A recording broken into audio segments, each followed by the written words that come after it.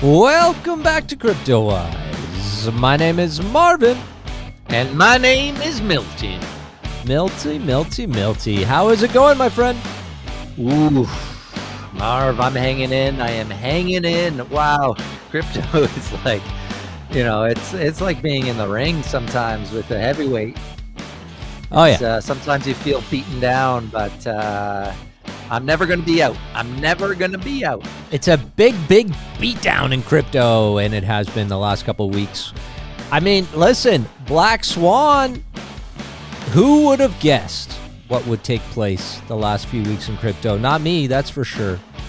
Not me, Milt. We're going to be talking about a lot of stuff and covering a lot of what's going on in the crypto universe. Of course, we will be talking about FTX and our friend, not so much friend, Sam Bankman-Fried, and what the hell is going on and what the latest news is with the collapse of FTX, as well as the fallout, the ripple effect of FTX and what it's doing to the market, as well as doing to other companies like Genesis and funds around the world and other exchanges, and what to do and what not to do in this situation, Milt, because it is a scary time, right? People are panicking. People are freaking out. People think that the entire infrastructure of cryptocurrency is collapsing day by day. Where do you move your crypto? What do you do? What is safe? What is not? There's a lot to talk about. There is a lot to talk about. There is so much to talk about. It's crazy. And I mean, this is what crypto winter feels like. I mean, like I remember last time, and it gets to the point where when it feels ugly like this, when it feels brutal, and you start asking the question, is crypto dead?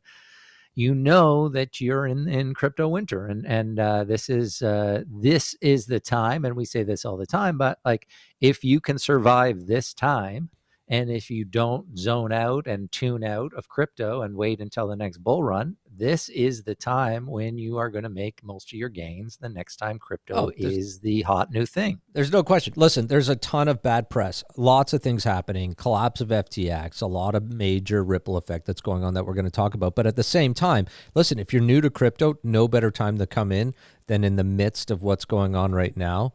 Markets capitulating. We're seeing all sorts of things in terms of hitting severe lows here in this bear. And so if you're new to crypto, amazing time to get started. If you've been in crypto, now's the time to make sure you don't fall asleep in your hibernation. Now's the time you actually got to wake up and do some research and get smart about what you're doing and put your fears and emotions aside and really dig deep into it. Because as you said, Milt, now's the time to prepare yourself for the next bull, the next swing forward, and make sure you're well positioned to do that. And so we're going to talk about that today. So a lot going on. All the bad news. The other thing about this, Marv, is that the bad news gets all the headlines, obviously, because there's been a ton of really, obviously, FTX is huge news, and it's awful news for the whole industry.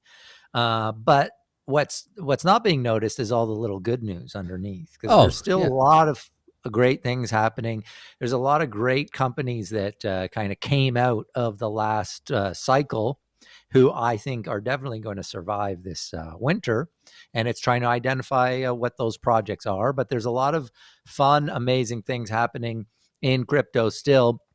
And that kind of brings me to our paid partner for today's episode, because this is one of those projects that popped up in the last cycle. Ethernity, they have been one of the major NFT projects to come out here. They were kind of the first one who really kind of partnered with mainstream, big time superstars, athletes, musicians.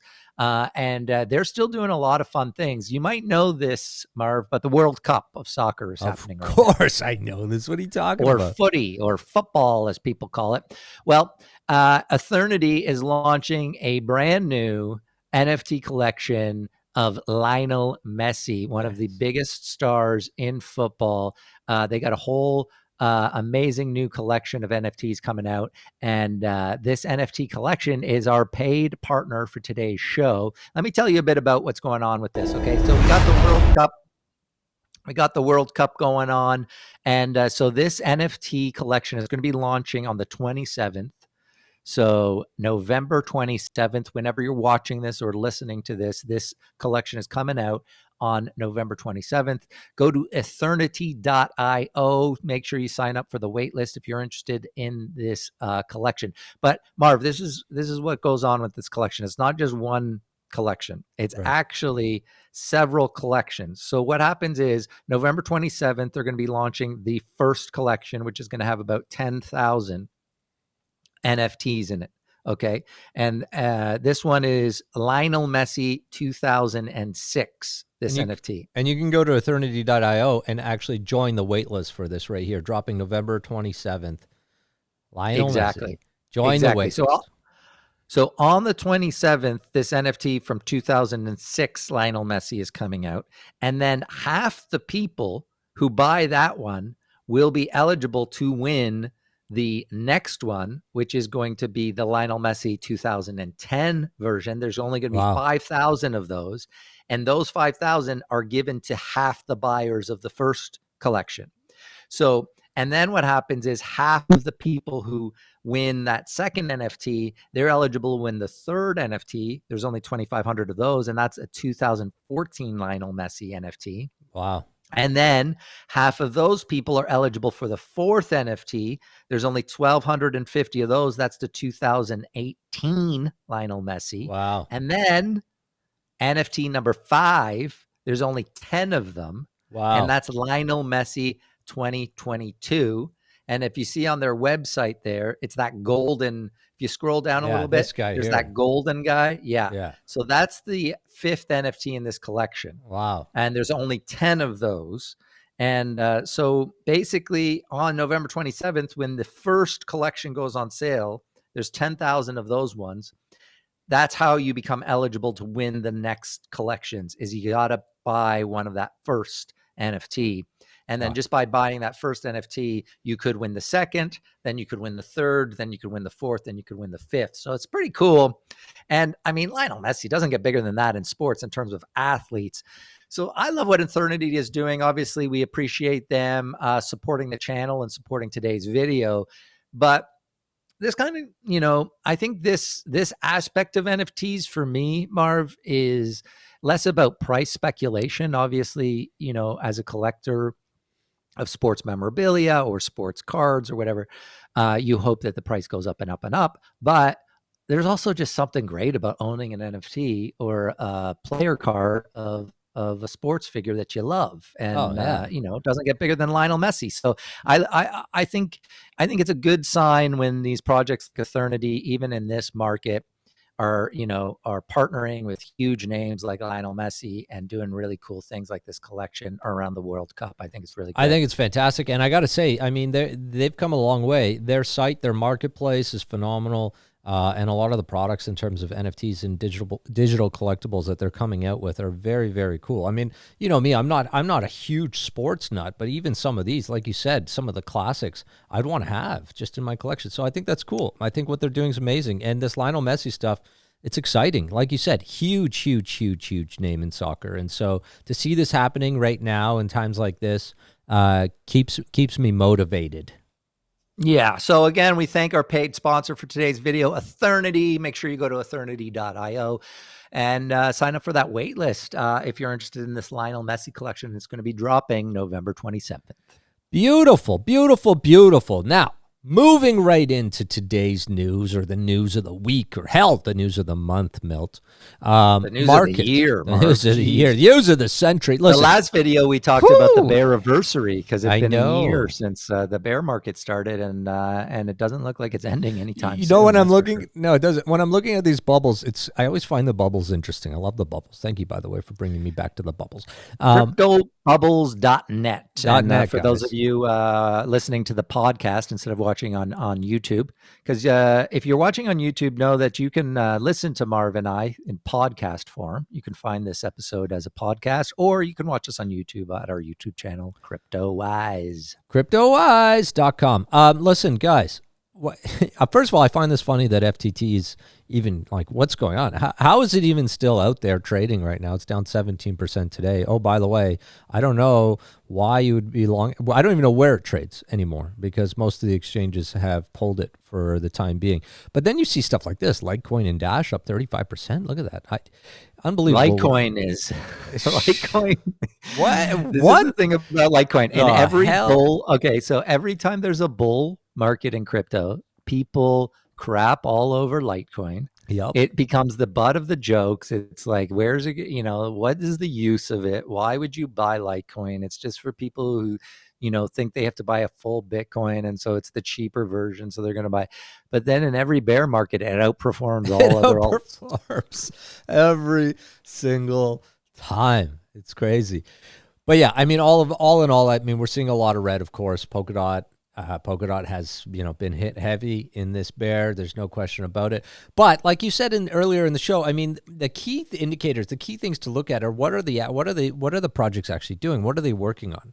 And, a solid project in a time like this is not going to be focused trying to keep hyping to keep their prices up. They're not focused on that at all. They don't give a shit what their price is today at all, especially in the deep of a bear like this.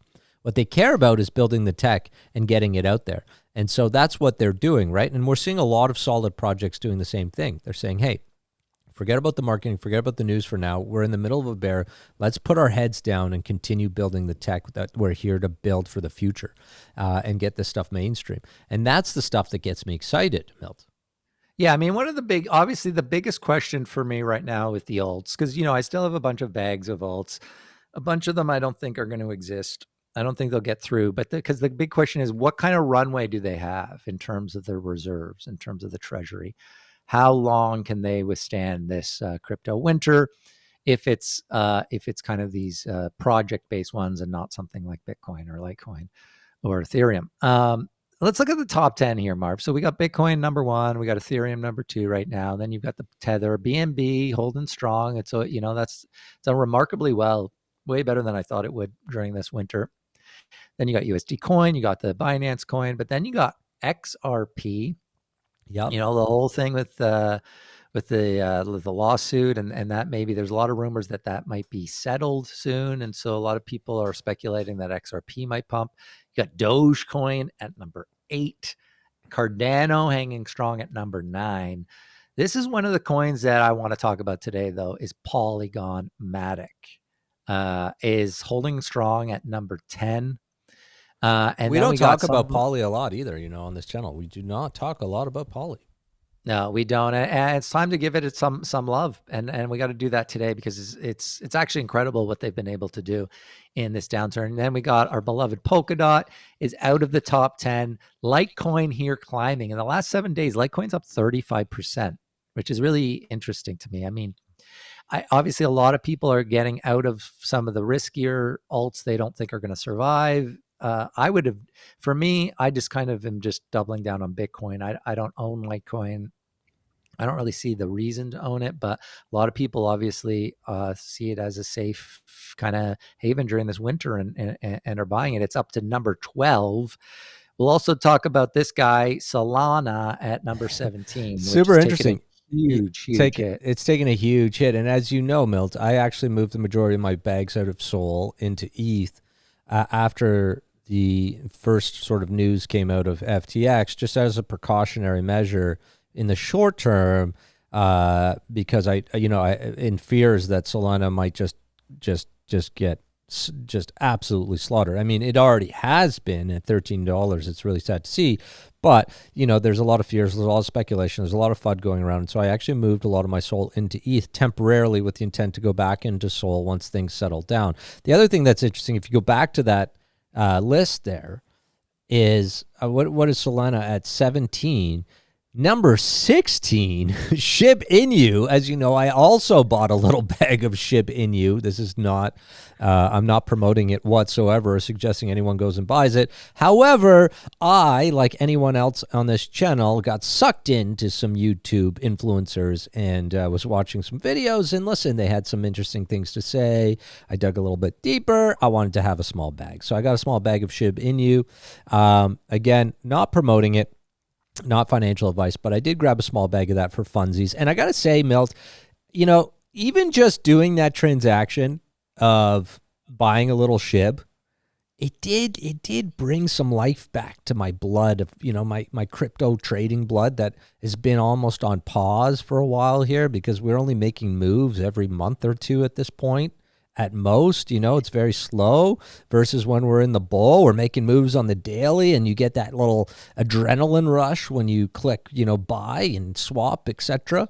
And I felt that when I bought my SHIB. I got to admit, making moves brings. Well, I didn't buy SHIB. I'll tell you that much. But, but I agree with you 100% on that point. Is I like still interacting with crypto on a daily basis, even even in this market when stuff is so down. What I try to do is, not look at the price so much. Obviously, I still look at it, several times a day, but I'm not looking at it like every second like I do in a bull market.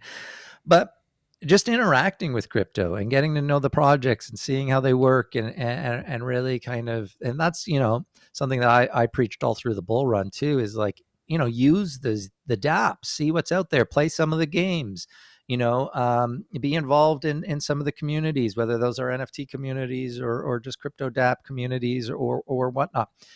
That does, I agree with you. For me, it really does kind of lift my spirits around the price thing when I'm kind of interacting with it, still buying a few things here and there, but also really kind of figuring out, learning about what are these projects, what are they doing, what's actually usable right now and what's not. Yeah, 100%. And don't get me wrong. I mean, look, a lot the fundamentals are so important, and understanding and getting a part of and being part of the community, all very, very important. At the same time, a lot of people are here because they want to make a lot of money, right? And let's just be honest, a lot of people want to make a lot of money. We saw what happened with Doge. We saw what happened with some of these meme coins in the last bull run, right? And so there is a part of me that is still thinking, okay, what's the next?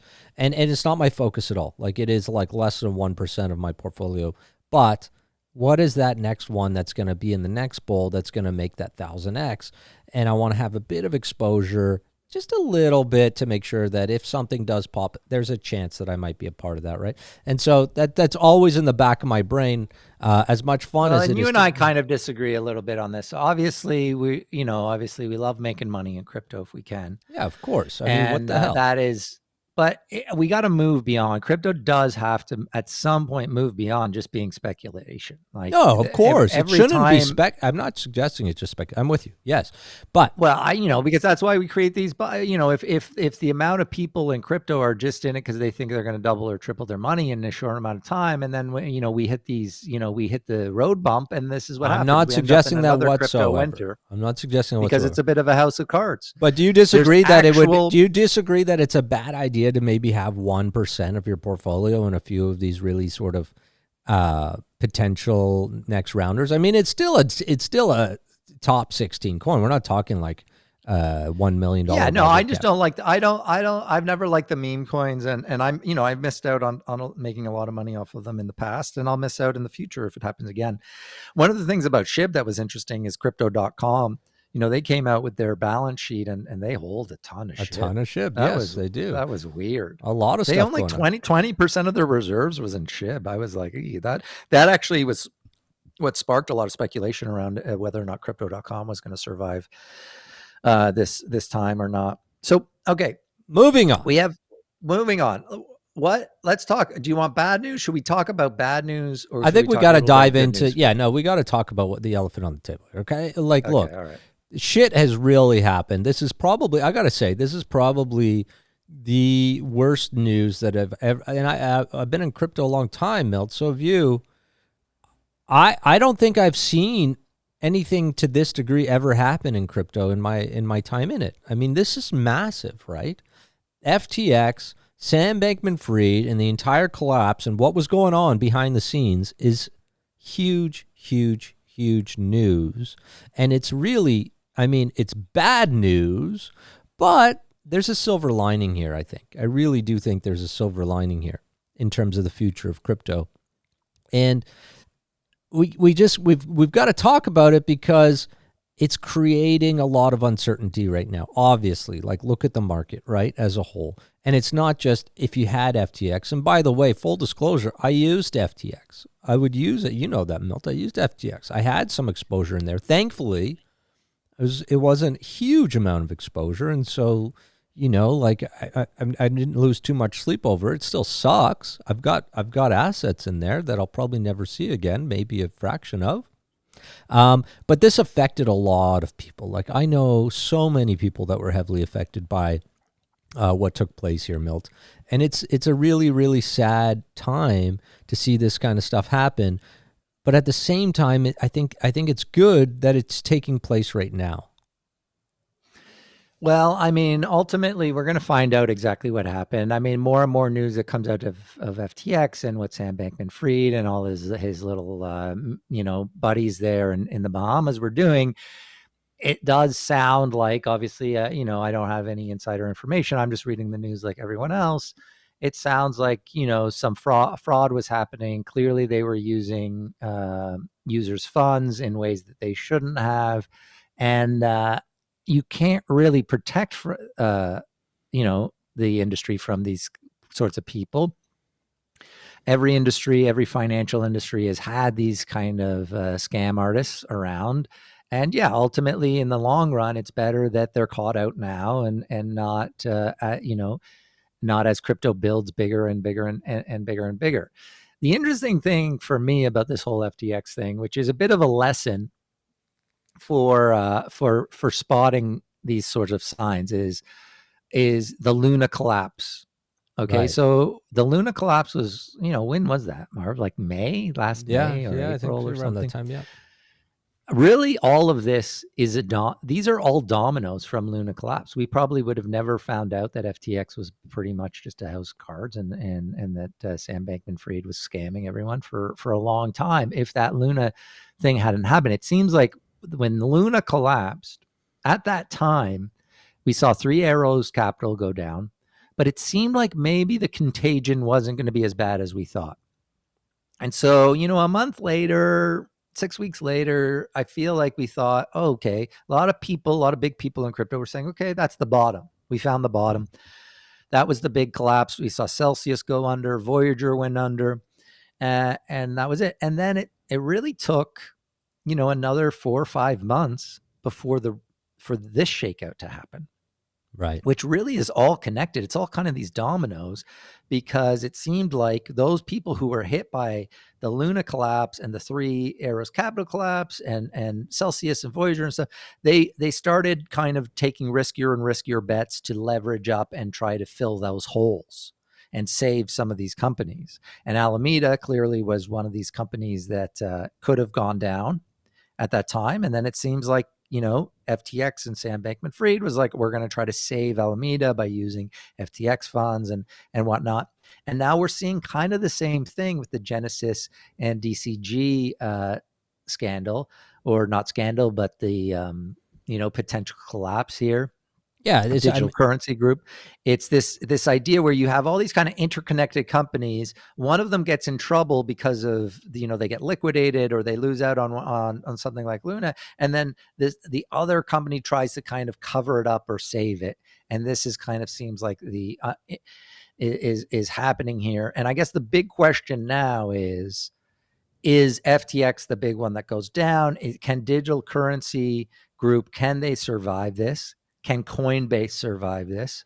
Can Binance survive this? Right. And I mean, that's the big question out there. I don't know. What do you think? Like, if you were to just because everything about investing is probabilities, right? It's like, what are the probabilities of this being the worst case scenario, or the probability of something even bigger collapsing? And that's kind of what you have to decide for yourself as an investor in terms of, are you starting to DCA now and buy certain things, or are you waiting for another big bomb to drop in the next couple of months? I think it would be realistic to anticipate that there are still some bombs to drop based on the fallout of FTX. So, we like you said, we're seeing it with Genesis. We're seeing it with Gemini because they were using Genesis. We're seeing it all across the board.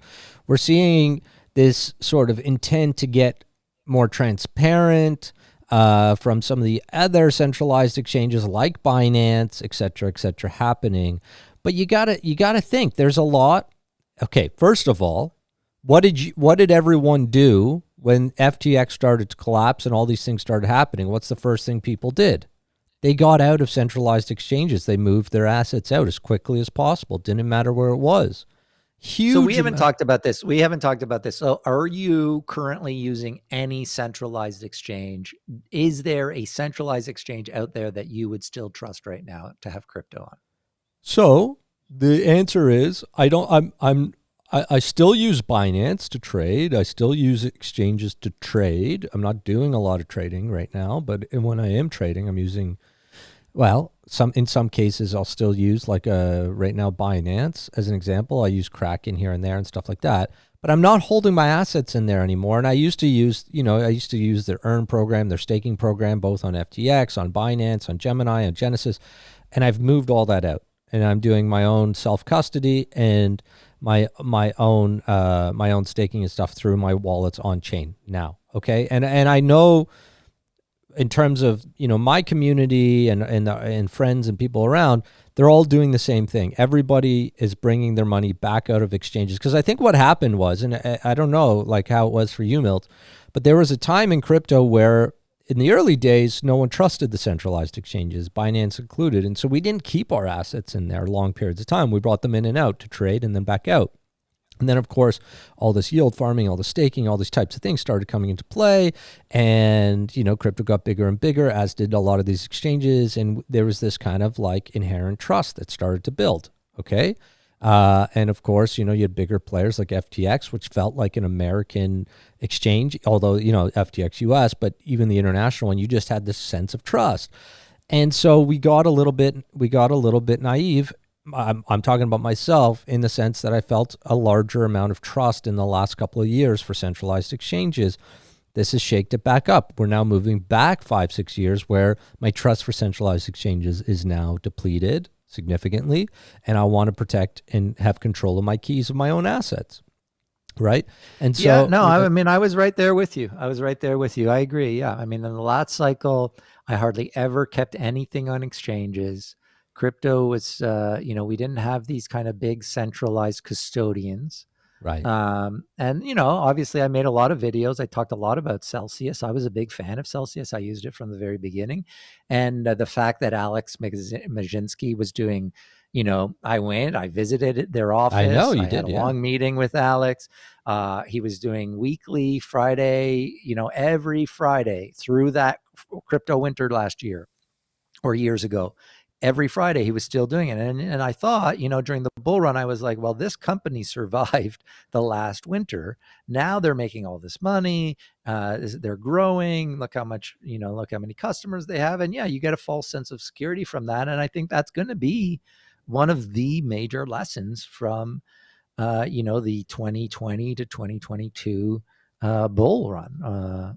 I think so too. And crypto this time. It's going to be really interesting though, if a couple of years from now, to see if we go back to centralized, because my guess is, we've had Fidelity, we've had all these big banks are coming out saying we're going to custody crypto, and I think the next cycle you're going to have the banks do it. Yeah, I agree completely. And they're going to just swoop in. They'll do it. I think something like Coinbase. I think Coinbase can hopefully survive this because I think they have been doing everything right. It's just a matter of now, they're a huge company, publicly traded company. Can they survive? How long of a winter can they survive? Well, I think it's two things, right? Interesting. Yeah, that is going to be interesting. I think it's two things. I think one, the kind of next shift is going to be institutions, right?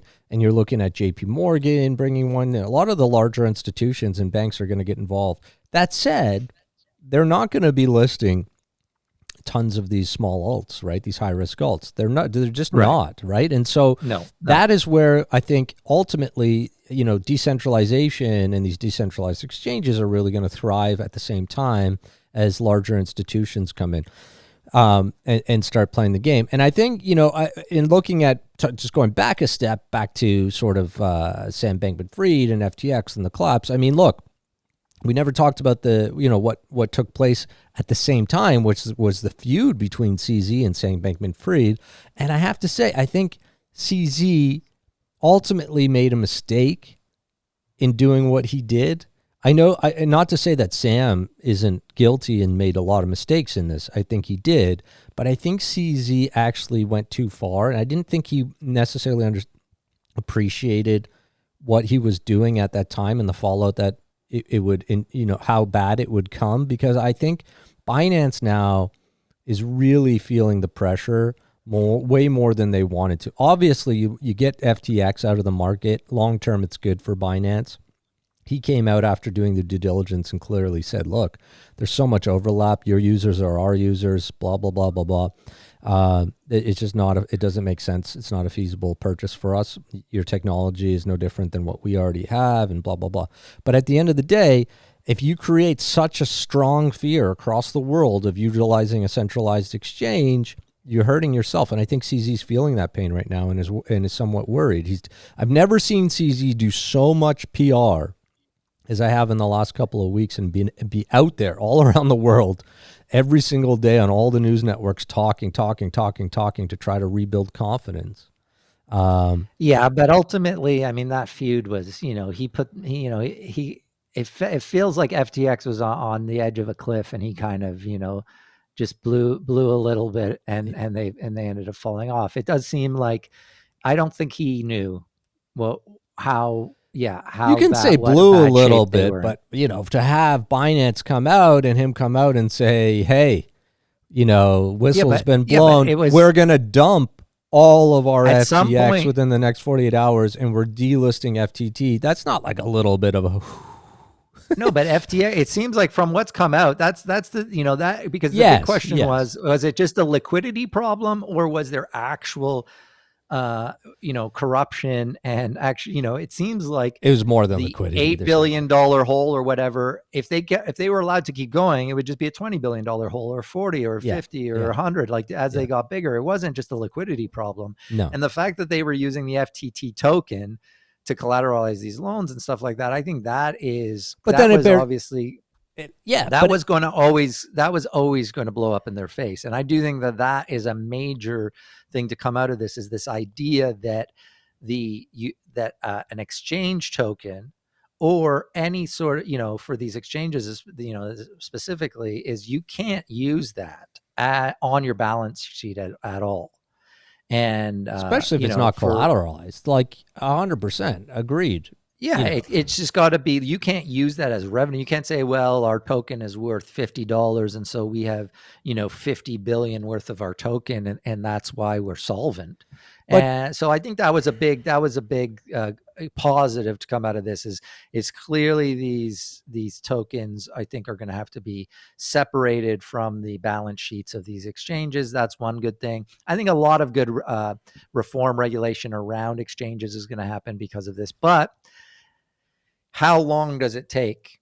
Truth be told, though, millions of people, the million creditors of FTX, how long before they get back into crypto? Do they ever come back to crypto?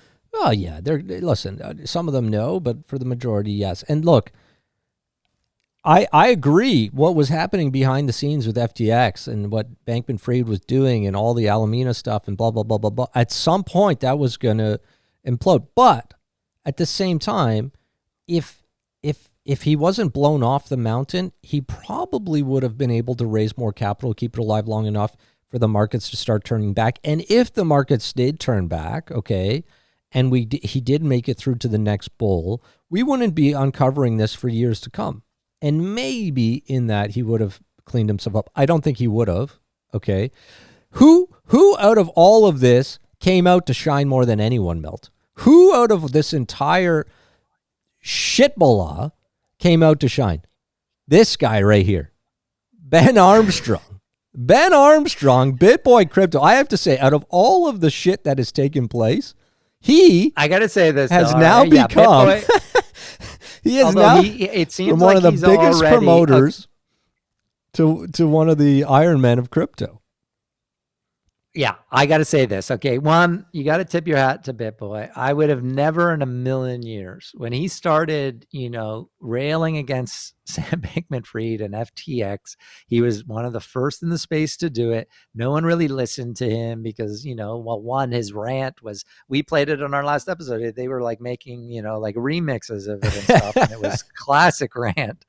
But you got to tip your hat to him there. But I don't know. Like, if you've been following him now, he's going into all sorts of conspiracy land and stuff. And he's if kind of lost his mind, he's kind of going down a rabbit hole. I don't know. Like, if he ends up being right about everything, we are in trouble. And by the way, I don't want Ben Armstrong to be one leading the way in terms of lobbying the new regulations either. I just think it's hilarious. But he does seem to have turned a corner, and all props to him. We hope that Bitboy, we hope his channel does well, and we hope he does well. It does. Again, I'd say one of the major lessons for me though is you're in the crypto space. You have conversations with people, you get to know certain people, and maybe you're too trusting. Right. That was definitely one of my major problems in this last bull cycle. Is I would interview, certain projects. I'd go meet with them. I would talk to them, but ultimately I wasn't doing professional due diligence. I wasn't getting lawyers in there. I wasn't getting, and so you get to like people, and you realize, well, a lot of these people, don't have good motives, and are, greed is being led by greed. And ultimately, who can you really trust in crypto? That is a big one for me coming out of this. Is Sam Bankman-Fried was perhaps the most trusted person in crypto last bull run.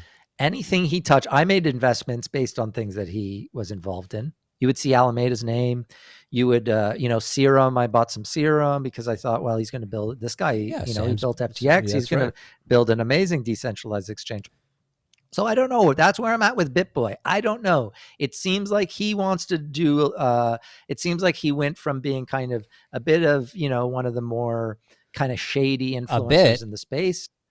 Now he wants to turn the page and be more of a reputable guy, and he does have the FTX thing in his that's a feather in his cap, but I'm still a bit skeptical. I'm gonna wait and see on this, because it does seem like he does have a tendency to also, he might have been right about FTX, but he also seems to have a tendency to go down some conspiracy rabbit holes. And I think ultimately he probably got lucky with respect to the FTX thing. He wasn't fully in tune. Yeah, and he admits that. Yeah, no, he admits that. And look, Milt, I mean, all the due diligence you want to do, listen, and I agree, do due diligence. But you got FTX and Sam Bankman-Fried. I mean, listen, you've got senators, governors, the largest funds and institutions in the world who are investing in FTX. They have internal counsel, general counsel, litigators, blah, blah, blah, blah, blah, analyst teams, and they didn't see it.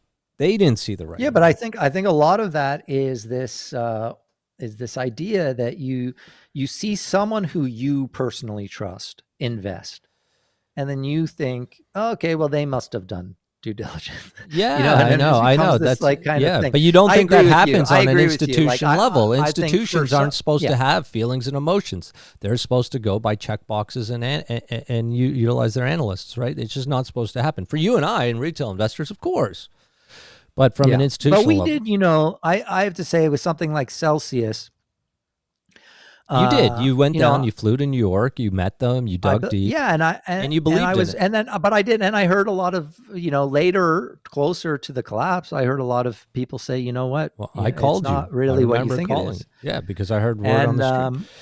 But what I'm saying is, it was hard for me to believe the thing, because I had built up such trust in my mind for this for this company and this product that I had used and stuff. So I don't know. I think it's one of the lessons is who do you trust, and what kind of research are you doing into the projects? And I think we just got to double down on being even more scrutinize these projects even more, scrutinize, and also. This is a big thing, is the amount of false volume, false trading volume, false NFT volume, all this kind of stuff. This becomes really hard to know what to trust When you say, because that was obviously one of the indicators that we would always look change. at for I think that's going to. I honestly think that's going to change. I think part of this whole thing that's happening now is it's going to clean up a lot of the centralized exchanges, a lot of the swap trading, a lot of the bot volume. They're going to have to clean that up. And if we move decentralized, then you don't have nearly as much of that either, right? If you go institutional, it's going to be. But even the tokenomics, like this was another thing. We would do project videos on tokenomics would be a big deal of like these tokens are vested for X amount of time, and then you find out, oh, actually, a lot of these projects are, they're not abiding by that timeline. They're generating false tokens. I mean, there's a lot of Bitboy was talking. He had that guy in his show the other day about how FTX was actually creating fake tokens for a lot of these projects. And so all that kind of stuff is the stuff that's going to make it way harder to get retail investors back in until that is all cleaned up. But that could take a while. Yeah, it could take a while, and it will be interesting to see how this plays out. Nobody has a crystal ball, right? But I think things are going to get cleaner, not more dirty. And ultimately, look, you can do as much due diligence as you want, and you have to, but you can't prevent people from committing fraud behind our backs and creating backdoors and hiding money and keeping the books the way they look and that kind of stuff. We just can't. But you have to go with your gut. And I think when you're looking at investing in technology in the blockchain and cryptocurrency, you're looking at the fundamentals of the actual technology itself versus just the tokenomics, right? And what they're actually doing, right? When we talk about Polkadot and some of these other ones that we're really, really, getting behind. Ultimately, what are they building? What are they doing? And what do we see the value in that? Regardless of how, you can't control the price, you can't control how necessarily the tokenomics behind the scenes are being dealt with, but ultimately you make the assumption that if they deal with them ethically, XYZ, this should be a good play. And so you got to do as much research as you can, but all I'm saying is you can't control fraudsters in the background, right? Like you can't sniff that out it's just not possible. Not possible. No, you're right. Right. And just to go out, because I want to go out on something a bit more positive. Yes. I just everyone should know I am more, my conviction in crypto has not wavered one bit. And I am still 100% committed to investing in crypto. I am convinced it's here to stay. I am convinced that it is going to change a lot of industries in the world. So, and I am more committed than ever during this next year or however long this crypto winter lasts to be to focus even more energy on this space. Agreed. And I know that you are as well. And we're going to be our videos, I think, are going to become stronger because of this. I think the interviews that we do with people in the space are going to be, are going to be even more rigorous. And we're really going to be, if you're someone who wants to stay in crypto through this time and really use this bear market and crypto winter to set yourself up for the next bull run, we're going to be here with you. And hopefully you'll be a part of the community while we do this. One thing you won't be seeing is any more of these 1000x altcoin ones that we got very, very, very excited about, and we were emotionally invested into these, and I think we've learned a lot as a channel, as well as investors, Milt, as we've gone through this ourselves, right? And like you said, we're going to really focus deep on the true value behind these things and talk open and honestly about them, which we've always tried to do. But I think we let, sort of the bull get the best of us in some ways on the channel, and we're cleaning that up ourselves. I think it's important to be fully transparent. For sure. And I think our investment strategy was always a really strong one. And it did, for me, it still did, even though I'm way down from what I was at the top, because I put still the majority of my money in Bitcoin, because my altcoin bags are still a small percentage of things.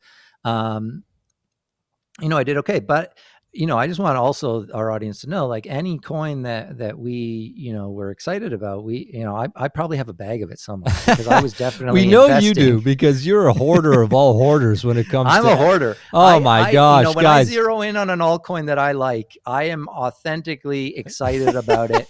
and I hold on to it. I really believe in it. And I've been holding on to the majority of them, not 100% of them, but the majority of them I've held on. And I know that a bunch of them won't survive, but I still, even after all this, am an internal optimist and think that a couple of those projects will be around the next time. And I'll still, if I just relax and keep that bag and not look at it, then I'll be all right. At some point, Cryptowise fam, okay, all the Cryptowise family, we may need to have an intervention. I may call for your support to get Milt to the point where he can actually sell a bag when he's in the green on it, or at least a piece of it, because he really is a hoarder. He really believes in every single thing he talks about. I have to say that, like, open honestly, I'm a true believer, Marv. You're a true believer, but we also are here, okay, to come out on top and make a profit along the way. And so it's important that we stick to sort of what we preach, right? And so anyways, we can have an intervention on a future episode. Guys, comment below if you think we should have a Milton intervention in the next bull or before. Comment below and do us a huge favor. Smash the like buttons, guys. Subscribe to the channel and click on that little bell. That little bell will give you real-time alerts when we drop videos. Milt, man, I miss this channel. And guys, we're a podcast now, and we're available on almost every major podcast streaming place. So make sure to listen to us and download our podcasts. We love all you guys. The Cryptowise family has been a huge part of our lives, and really we do this for you and to keep involved with our community. And so Milt, I really enjoy doing this with you. I'm glad we're back, and to be honest, I'm perfectly honest, man, I'm not upset that we're in a bear, because I need time to bring in more and structure myself properly this time around for the next bull. Yeah, no, we're going to take what we learned from the last time, and we're going to do better this time around. And part of that, maybe the biggest part of that, is keeping our eye on the ball and not getting lazy just because the prices are down. We're going to double down on the work that we do and the investments we make over the next few months, and those are going to be the ones that pay off the most for us. I just also want to give one last shout out to today's paid partnership. That was with Ethernity.io, one of the best NFT projects out there. They work with some of the biggest names in the space, and they are launching November 27th a new NFT collection of Lionel Messi, one of the biggest football stars in the world. Very fitting, obviously, with the World Cup going on right now. So November 27th, this collection is going to launch. Make sure you go to Ethernity.io and sign up to the waitlist if you are interested. Yes, yes, yes. Exciting times. Don't forget to comment below, okay? Don't forget to smash the likes. If you feel like Milt might need a hoarder's intervention, let us know. Milt, buddy, I love you. It's so much fun. We will be back very, very soon.